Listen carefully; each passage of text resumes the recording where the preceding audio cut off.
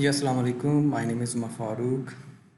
Guys, अगर आप new product launch करने जा रहे हैं तो ये वीडियो आपके लिए बहुत फ़ायदेमंद है, क्योंकि इस वीडियो में हम डिस्कस करेंगे कि हमने कैसे बजट कैलकुलेट करना है। अगर हम पीपीसी से लॉन्च करते हैं, गिववे से लॉन्च करते हैं, तो हमने कैसे उसको कैलकुलेट कैसे करना है, राइट।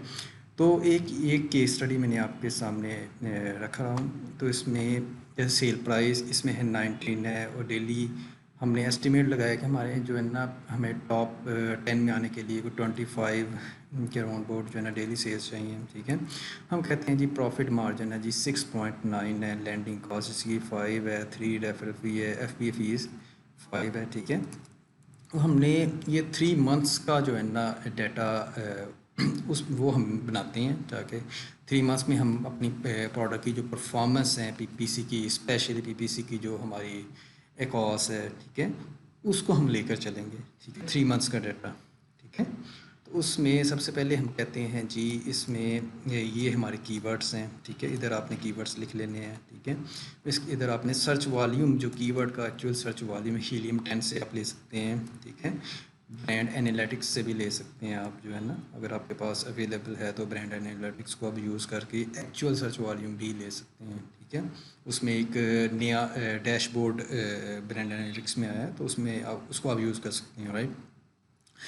तो अच्छा, उसके बाद है जी हमारे पास एक्चुअल जो बिड जो हम कीवर्ड्स को देना चाह रहे हैं, ठीक है, वो हमारे पास होगी डेफिनेटली, तो हम उसको ले सकते हैं। फिर इसके बाद है जी डेली ऑर्डर्स, ये हमने कैलकुलेट करना है, ठीक है। एक्चुअल बिड आ गई, सर्च वॉल्यूम आ गया, ठीक है। फिर इसके बाद ये मैंने कैलकुलेट किया है, ठीक है। ये शीट भी आपको मिल जाएगी, सही। तो इसको मैंने फार्मूला कैसे लगाया, तो मैंने इसकी जो है ना पहले सर्च वॉल्यूम की रेशियो निकाल ली, ठीक है।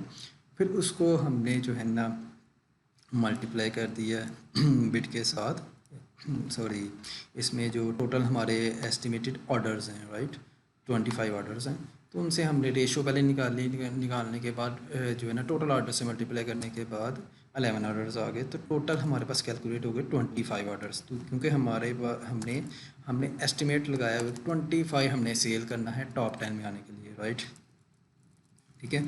फिर इसके बाद क्या है जी, मैंने कहा है जी फर्स्ट 15 डेज़ हमारी जो कॉस्ट है वो रहेगी 100%, ठीक है। आकाश क्या है जी, जो हम हमारी जो पीपीसी है, ठीक है, और जो ऑर्डर्स है, ठीक है, पीपीसी से जो ऑर्डर्स हमें रिसीव होते हैं उसकी एक परसेंटेज हम निकाल लेते हैं, ठीक है, जो spending divided by total divided by PPC orders, ठीक है, तो उसको हम आकाश कहते हैं। तो 5% हम कहते हैं जी ऑर्गेनिक, जो पीपीसी के बगैर हमें जो ऑर्डर्स मिले हैं उसकी रेशो क्या है 5%। जो पीपीसी ऑर्डर से रेशो क्या होगी 95%, हमने कैलकुलेट कर लेना पहले, ठीक है। तो ये मैंने फार्मूला लगा के इस तरह से आपने क्या करना है, जैसे इनको चेंज करना है इन फिगर्स को, तो ऑटोमेटिकली ये शीट वर्क करेगी, ठीक है। उसके बाद फर्स्ट 15 डेज़ का हम जो है ना कैलकुलेट करेंगे कि फ़र्स्ट 15 डेज़ में जो पीपीसी कॉस्ट है वो कितनी है। ये मैंने ना फार्मूला लगा दी कि 100% जो है ना, सबसे पहले हम कहते हैं जी बी टू हमारे पास ये है जी 19 हमारी प्राइस है, ठीक है। फिर इसके बाद डी फिफ्टीन क्या है जी, डेली ऑर्डर्स 11 है, ठीक है। फिर इसके बाद ई फोर्टीन हमारे पास कॉस्ट कितनी आ रही है जी 100%। फिर इसके बाद E9 इसके बाद है जी ई नाइन क्या है जी 95%। ये बेसिकली हमारे पास 100% अकॉस थी, ठीक है। तो हमने उसका ना 95% कैलकुलेट कर लिया कि इसमें पीपीसी ऑर्डर रेशो क्या है। तो इसको हमने जब मल्टीप्लाई किया, ठीक है, तो हमारे पास जो पीपीसी की कॉस्ट है वो हमारे पास कैलकुलेट होगी 3000, ठीक हो गया जी, फर्स्ट 15 डेज़ के लिए, सही। फिर इसके बाद नेक्स्ट 15 डेज़ के लिए भी इस तरह से हमने कैलकुलेट करनी है, ठीक है। तो इसमें से हमारे पास 80% कॉस्ट है। ये अपने कॉस्ट अपने प्रोडक्ट के हिसाब से, अपनी नीश के हिसाब से जो है ना आपने कैलकुलेट करनी होती है, ठीक है। एक एस्टिमेट लगाना होता है कि हमारी फर्स्ट 15 डेज़ में 100 आएगी, फिर नेक्स्ट 15 डेज़ में 80% आ जाएगी कॉस्ट, ठीक है। तो आप कहते हैं जी 20% इसमें ऑर्गेनिक ऑर्डर्स होंगे, तो फिर 80% उसमें रिमेनिंग जो है ना आपके पास पीपीसी ऑर्डर रेशो आ जाएगी, ठीक है। इस तरह से आपने ये कैलकुलेट कर लिया, ठीक है जी। और ये फिर आपके पास टोटल इन सबको आप ऐड कर लें तो आपके पास टोटल पीपीसी कास्ट आ जाएगी, ठीक है जी। तो ये आपके पास टोटल जो आपके पास पीपीसी कास्ट है वो 18,000 है। इस तरह फिर आपने मार्जिन निकाल लेना। मार्जिन आपने ऑलरेडी कैलकुलेट किया हुआ था 6.9, ठीक है। इसको आप मल्टीप्लाई कर लेंगे, ठीक है। तो ये 11 आर्डर्स हैं हमारे पास, ठीक है। तो मार्जिन हमारे पास है 6.9, ठीक है।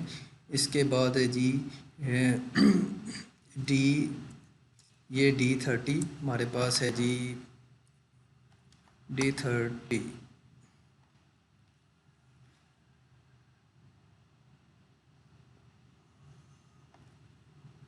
ये हमारे पास टोटल जो है ना डेज लॉन्च के 90 डेज़, ठीक है। तो इस तरह से हमने ये मार्जिन इसका कैलकुलेट कर लिया 90 डेज़ के हिसाब से, ठीक है।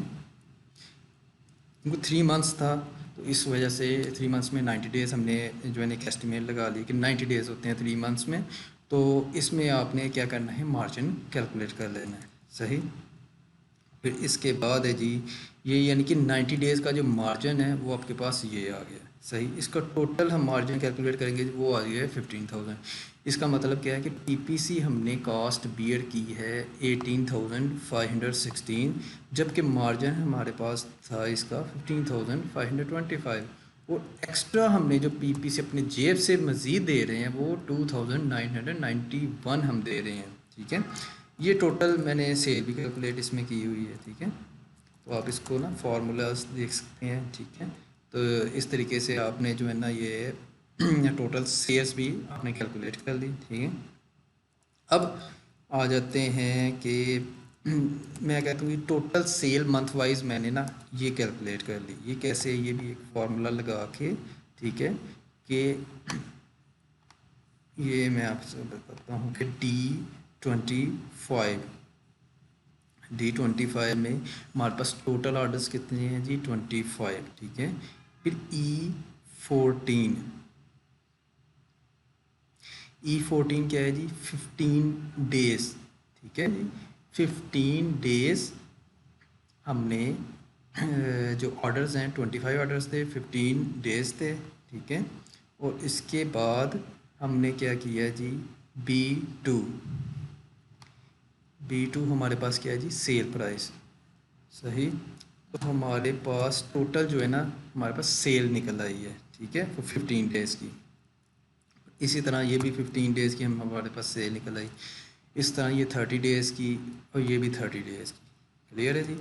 फिर हमने क्या किया, हमने इसका टोटल कास्ट निकाला। अब ये ऊपर मैं शो कर रहा था हमारे पास 100% अकाउंट्स है। टोटल कास्ट क्या होता है कि हमारे जो ऑर्गेनिक ऑर्डर्स भी अगर उसमें इंक्लूड कर दें, लेकिन टोटल सेल्स, राइट। तो हमने क्या करना होता है, हमारी जो पीपीसी कास्ट है उसको डिवाइड कर देंगे टोटल सेल से, तो हमारे पास टोटल कास्ट निकल आएगी, ठीक है। वो फर्स्ट 15 डेज़ के लिए थी 95%, फिर 64% थी, 36% सेकेंड मंथ में थी, और थर्ड मंथ में हमारे पास वो कितनी आ गई है जी 8%, ठीक है। तो इस तरह से हमने टोटल कास्ट जो है वो भी कैलकुलेट करनी होती है, सही। तो ये हमारे पास आगे हम देखेंगे। तो टोटल डेज़ ऑफ लॉन्च कितनी हो गई 90 डेज़। ये मैंने फार्मूला लगाया हुआ है, जो ही आप इधर से चेंज करेंगे कुछ भी, ठीक है, इधर से आप डेज़ चेंज कर सकते हैं, 7 डेज़ का भी कर सकते हैं, 15 डेज़ का, 3 मंथ्स का, 4 मंथ्स का भी इस तरह से आप एस्टिमेट कर सकते हैं, ठीक है, अकॉर्डिंग टू योर प्रोडक्ट नीश, ठीक है। फिर इसके बाद है जी यूनिट्स, इन्वेंट्री इन यूनिट्स कितने हो गए हैं इसको आप कैलकुलेट करें, ठीक है। तो 90 डेज़ हैं और 25 पर डे सेल है, तो आप टोटल इन्वेंट्री 2250 आपने कैलकुलेट कर ली, क्लियर है जी। फिर इसके बाद आप कहते हैं जी इन्वेंट्री कॉस्ट, ठीक है। इसको आपने सिंपली लैंडिंग कास्ट से आपने मल्टीप्लाई करना है। लैंडिंग कास्ट क्या होती है बेसिकली कि आपने कितनी की परचेज़ की है और शिपिंग एक्सपेंसिव जो फ्रेट का एक्सपेंसिव उनको जमा कर लें तो लैंडिंग कास्ट वो आपकी इन्वेंट्री कास्ट आ गई, ठीक है। ये ऊपर मैंने ब्रेकअप इसका दिया हुआ है, ठीक है। ये फार्मूलाज भी आपको शो हो जाएंगे, ठीक है। फिर इसके बाद रेफरल फ़ी है, अमेज़न फ़ी है, टोटल आपके पास कास्ट ये निकल आई, ठीक है। फिर आपने सेल्स की 44,000 की। फिर उसके बाद ग्रॉस प्रॉफिट आपने इसमें से निकाल ली है, सही। इसमें से आपने 18,000 PPC कास्ट में निकाल दी। एक्स्ट्रा जो है जो PPC कास्ट आपको अपने पल्ले से कह लो कि आपको पे करना पड़ रही है, ठीक है। वो 2,991 यानी कि नेट लॉस जो आपको आ रहा है, ठीक है। अब इसमें आप क्या करेंगे, जो इन्वेस्टमेंट है, ठीक है, वो आपको इन्वेस्टमेंट आपने कैसे कैलकुलेट करनी है कि कितनी आपने इन्वेंट्री की कॉस्ट बियर की, ठीक है। और ये प्लस ये इन्वेंट्री की कॉस्ट थी 11,000, ठीक है। और इसमें से आपने 2,900 भी इसमें किया तो ये आपके पास इन्वेस्टमेंट रिक्वायर्ड हो गई, ठीक है। फिर इसमें आप कोई इन्वेंट्री मज़ीद आप कहते हो कि 1 माह की या 2 मंथ्स की मज़ीद इन्वेंट्री भी बाय करनी है, हम वैसे ही कैलकुलेट कर लेते तो 1-2 मंथ की जो है इन्वेंट्री, 1 मंथ की हम कहते हैं जी हमने 4,000 की मज़ीद बाय की है, ठीक है, इन्वेंट्री, या 5,000 की मज़ीद बाय की है, ठीक है। वो भी आपकी इन्वेस्टमेंट में शामिल हो जाएगा, ठीक है। तो टोटल इन्वेस्टमेंट आपकी 18,000 आ गई। फिर आप कहते हो जी मैंने कुछ ऐड टू कार्ट भी करवाए थे, ठीक है। प्रॉक्सी मार्केटर जो है उसको भी पेमेंट की थी। फिर आपने जो है ना कोई गिववेज भी किए थे अगर, ठीक है। तो अब गिववेज से लॉन्चेस कम हो रही हैं, अब ना होने के बराबर ही हैं, सारी की सारी PPC से ही लॉन्चेस रिकमेंडेड हैं, ठीक है।